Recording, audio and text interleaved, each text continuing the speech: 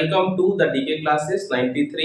बच्चों, पहले भी हमने इंजीनियरिंग मैकेनिक्स आप लोगों को पढ़ाया है और आज फिर से हम एक नए तरीके से इंजीनियरिंग मैकेनिक्स स्टार्ट करने जा रहे हैं। इंजीनियरिंग मैकेनिक्स वैल्यूएबल कहाँ पे है, काम कहाँ पे आएगा? सबसे पहले तो पॉलिटेक्निक के जितने भी क्लासेस फर्स्ट ईयर की हो या सेकंड फर्स्ट ईयर के फर्स्ट सेमेस्टर या सेकंड सेमेस्टर या जिन बच्चों का बैक लगा हुआ है उन सभी के लिए बहुत ज्यादा कारगर है। इसके साथ साथ ये एसएससी जेई में भी पूछा जाता है। ठीक है, तो बच्चों हम यूनिट वाइज बेसिकली टारगेट किसको कर रहे हैं? पॉलिटेक्निक क्लासेस को। तो समझो, पहला यूनिट जो है, मैं फिर से एक बार बता दूं, 5 यूनिट होंगे और हर यूनिट की मार्किंग कितनी होगी? 14 मार्क्स की होगी। हर यूनिट की मार्किंग कितनी होगी बच्चों? 14 मार्क्स की होगी। तो एक यूनिट से कितने नंबर का आएगा? हर यूनिट से आएगा आपका 14 मार्क्स का आएगा। ठीक है, तो 14 14 14 14 एंड अगेन 14। आरजीपीवी ने या फिर एआई बेस्ड पैटर्न आ रहा है, तो एआईसीटीई का जितना भी पैटर्न है, जहां जहां भी टेक्निकल कोर्सेज रहेंगे वो सब जगह सेम कोर्स है। इसीलिए एमपी यूपी कहीं भी आप अप्लाई करो, कहीं भी इसको यूज करो, सब जगह काम आने वाला है।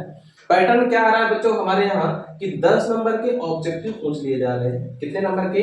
10 नंबर के ऑब्जेक्टिव, जिसमें से 5 ऑब्जेक्टिव आएंगे, 5 एमसीक्यू क्वेश्चन आते हैं और हर क्वेश्चन 2 मार्क्स का होता है। तो हम हर यूनिट के लास्ट में आप लोगों को एमसीक्यू भी कराएंगे, जिससे एमसीक्यू में कोई प्रॉब्लम ना हो, 10 नंबर आप वहां से कवर कर पाओ। ठीक है, मैं यूनिटों के बारे में बस सिलेबस का डिस्कशन कर देता हूं। Basic of mechanics and force system, समझिए बच्चों बात को। Basic of mechanics and force system का मतलब क्या है कि अगर समझिए जैसे किसी भी मटेरियल की, तो पहली यूनिट में है basic of mechanics and force system. तो बच्चों पहली यूनिट में हम मैकेनिक्स क्या है, व्हाट इज मैकेनिक्स, और फोर्स सिस्टम की किसी भी बॉडी में किस तरीके से फोर्स लगते हैं तो उनका क्या क्या इफेक्ट होगा। फिर फोर्स के निकाय के बारे में भी जानेंगे कि फोर्स का सिस्टम किस तरीके से अप्लाई हो रहा है। सपोज दैट ये एक बॉडी है, इस बॉडी में एक फोर्स ये, दूसरा फोर्स ये, तीसरा फोर्स ये, चौथा फोर्स ये लग रहा है। यदि चारों फोर्सेस अलग अलग प्रकार के हैं तो इनका रिजल्टेंट फोर्स क्या होगा? तो पहली यूनिट में हम ये भी जानेंगे। अब रिजल्टेंट फोर्स कैलकुलेट करने के लिए अलग अलग मेथड्स हैं, तो जब हम कल से स्टार्ट करेंगे तो वो सारी चीजें सीखेंगे।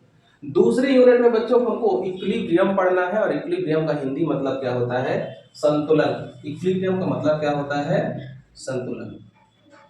तो द्वितीय यूनिट में हम संतुलन के बारे में जानेंगे कि इक्विलिब्रियम में है या नहीं है इक्विलिब्रियम में। ठीक है, तीसरा है बच्चों फ्रिक्शन के बारे में, व्हाट इज फ्रिक्शन, घर्षण। ठीक है, घर्षण क्यों इंपॉर्टेंट है हमारे जीवन में, घर्षण के फायदे क्या हैं, घर्षण के नुकसान क्या हैं। अगर घर्षण की बात करें, फ्रिक्शन की बात करें, तो फ्रिक्शन का सबसे बड़ा प्रॉफिट क्या है प्यारे बच्चों? तो फ्रिक्शन का प्रॉफिट है हम चल पा रहे हैं। फ्रिक्शन का प्रॉफिट क्या है? हम चल पा रहे हैं, कोई भी व्हीकल रोड में चल पा रहा है। नुकसान क्या है?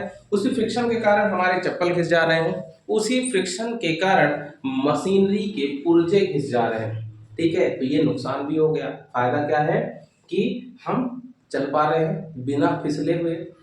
जब फ्रिक्शन की कमी आ जाती है तो आप फिसल के गिरते हैं, हम फिसल के गिरते हैं, जैसे केले के छिलके में पैर पड़ता है। तो ये हो गया, इस यूनिट में हम पढ़ेंगे। फिर बच्चों जो चौथी यूनिट है इसमें हम centroid and centre of gravity के बारे में जानेंगे। समझिए बात को, कोई भी बॉडी हो, जैसे ये मार्कर है, अब इस मार्कर को मैं चाहूँ कि यहाँ पे पकड़ के इसको ऐसे छोप कर दूं, ये नीचे गिर जाएगा, लेकिन इसका कोई ना कोई एक पॉइंट जरूर होगा जहां से हम मार्कर को होल्ड कर सकते हैं। देखिए ये पॉइंट, तो इस तरीके से बॉडी के पॉइंट्स ढूंढने पड़ेंगे। ठीक है, तो बॉडी किस तरीके की हो सकती है, जैसे उन्होंने बोल दिया कि भाई ये ट्राइंगल है, इस ट्राइंगल का सेंट्रॉइड आप बताइए। उन्होंने दूसरा बोल दिया कि ये एक रेक्टेंगल है, इस रेक्टेंगल का सेंट्रॉइड बताइए। इसके अलग अलग डायमेंशन दे दिए। अब कहानी ये ट्राइंगल रेक्टेंगल तक नहीं रुकेगी, कहानी ये, ठीक है, आई सेक्शन है, इस आई सेक्शन के सेंट्रॉइड, सेंटर ऑफ ग्रेविटी बताइए। ये सारी चीजें अपन लोग जब इस चैप्टर को पढ़ेंगे तो उसके बारे में जानेंगे। फिर लास्ट यूनिट क्या है बच्चों? Simple lifting of machine. Simple lifting of machine. तो सिंपल लिफ्टिंग मशीन का मतलब क्या है कि आप लिफ्टिंग शब्द से ही समझ जाओ। What is lifting machine? Lifting शब्द से ही आप प्रॉपर तरीके से समझ सकते हैं। इसमें वेलोसिटी रेशियो वगैरह कैलकुलेट करना पड़ेगा, ठीक है।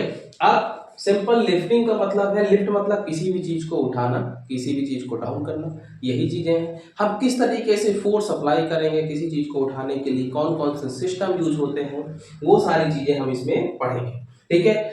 सिलेबस जो है इसका वो हम एक शॉर्ट्स के माध्यम से डाल देंगे, ठीक है, या फिर इसी के लिंक में डाल देंगे, तो आप सिलेबस यहाँ से डाउनलोड कर सकते हो। आपको यहाँ पे प्रीवियस ईयर क्वेश्चन पेपर भी मिल जाएंगे, कोई प्रॉब्लम नहीं होगी।